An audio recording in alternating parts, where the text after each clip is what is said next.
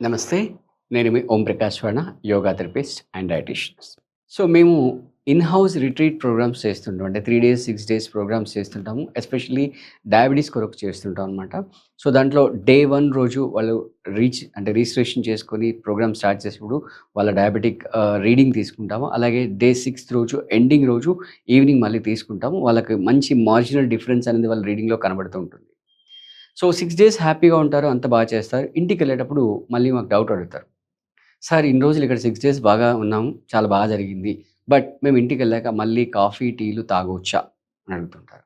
So, వీళ్ళే కాదు అంటే యూజువల్‌గా మిగతా మా కామెంట్స్‌లో కూడా వీడియోస్‌లో ఇలాంటి డౌట్స్ అనేవి చాలా విరివిగా జరుగుతుంటాయి. ఎందుకంటే ఇండియన్‌లో కాఫీ, టీ అనేది ఒక ఫార్మాలిటీ. అంటే మనం ఎవరింటికెళ్ళగానే ఫస్ట్ మనం ఏం మాట్లాడకుండా గమ్మున నీళ్ళిచ్చినా ఇవ్వకపోయినా కూడా ఫస్ట్ కాఫీ, టీ తీసుకొని వచ్చేస్తారనమాట. మనకేం అడగరసలు. తాగుతారా లేదా అడగకుండా తీసుకొని వచ్చేస్తారు. అది ఫార్మాలిటీ. సో, అలా మన దైనందిన జీవితంలో ఇదొక అంతర్భాగం అయిపోయిందనమాట కాఫీ, టీ అనేది. సో, హెల్తీగా ఉంటే ఈజీగా తాగేసుకోవచ్చు. తప్పేం లేదు. బట్ డయాబెటిస్ వాళ్ళు తాగొచ్చా లేదా అనే దాని గురించి క్వెషన్.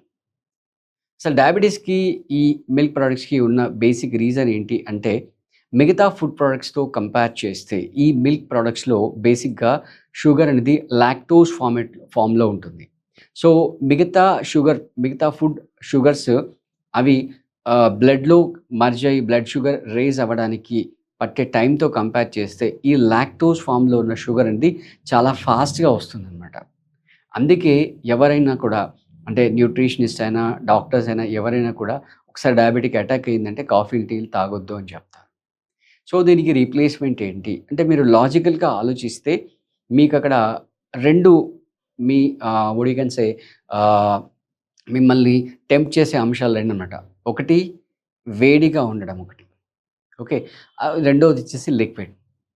సో, వేడిగా ఉండే లిక్విడ్ తాగితే మన నాలుకకి కానీ, మన గొంతుకు కానీ, కొంచెం మైండ్‌కి కానీ రిలాక్స్ అయినట్టుగా అనిపిస్తుంది. అంటే మీరేదో టెన్షన్‌లో ఉన్నప్పుడు ఒక కప్ కాఫీ తాగితే కొంచెం రిలాక్స్ అయినట్టుగా అనిపిస్తుంది.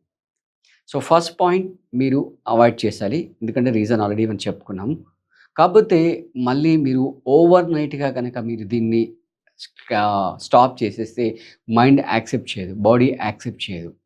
అంటే అది పిచ్చి లేసినట్టుగా ఉంటుంది. అంటే కొంతమందికి అసలు టీ తాగకపోతే నాలుక పీకేసినట్టుగా ఉంటది. కాఫీ తాగకపోతే నాలుక పీకేసినట్టుగా ఉంటదంటారు. సో, కాబట్టి మీరు ఒకవేళ డైలీ 10 టైమ్స్ తాగేవాళ్ళు దాన్ని ఒక 5కి తీసుకోండి.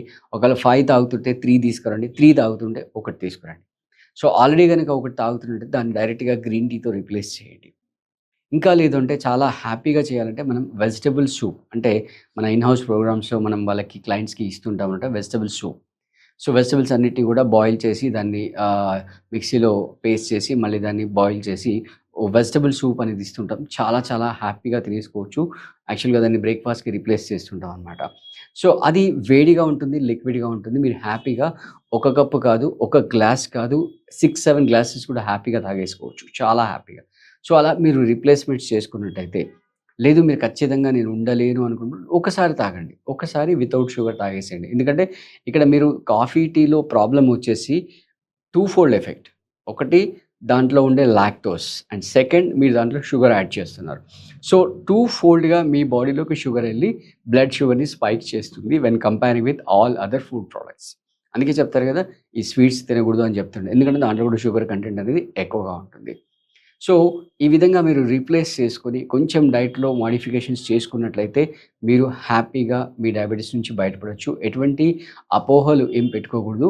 అంటే ఎందుకు తాగకూడదు అనేది మీకు రీజన్ తెలియాలి. లాజికల్‌గా మీ రీజన్ తెలిస్తే ఆ లాజిక్ మీరు మీ బ్రెయిన్‌కి చెప్తే బ్రెయిన్ యాక్సెప్ట్ చేస్తుంది. యాక్సెప్ట్ చేసి ఆ యాక్సెప్టెన్సీతో మీరు మానేస్తే దాని యొక్క ఎఫెక్ట్ అనేది పాజిటివ్‌గా ఉంటుంది. అంతేగాని ఏమి తెలియకుండా ఏదో మూఢనమ్మకంలాగా ఎవరో చెప్పారు, మనం చెయ్యాలి ఖచ్చితంగా అని గనక అలా చేస్తే మీ బ్రెయిన్ యాక్సెప్ట్ చేయక, మీ మైండ్ యాక్సెప్ట్ చేయక ఆ రెండిటి మధ్య సతమతం అయిపోయి మళ్ళీ మీ స్ట్రెస్ లెవెల్స్ పెరుగుతాయి. ఆ స్ట్రెస్ లెవెల్ పెరగడం వల్ల మళ్ళీ మీ డయాబెటిక్ కూడా స్పైక్ అవుతుంది. సో, అలా మీరు మీ మైండ్‌కి యాక్సెప్ట్ చేస్తూ నేను చెప్పినట్టుగా 10 వాళ్ళు 5 చేయండి, 5 వాళ్ళు 3 చేయండి, 3 వాళ్ళు 1 చేయండి. 1 వాళ్ళు దాన్ని కంప్లీట్‌గా రీప్లేస్ చేయండి. చేస్తూ కొంచెం శారీరక శ్రమ చేసినట్లయితే మన దగ్గర సెపరేట్ క్లాసెస్ ఉంటాయి డయాబెటిస్‌కి.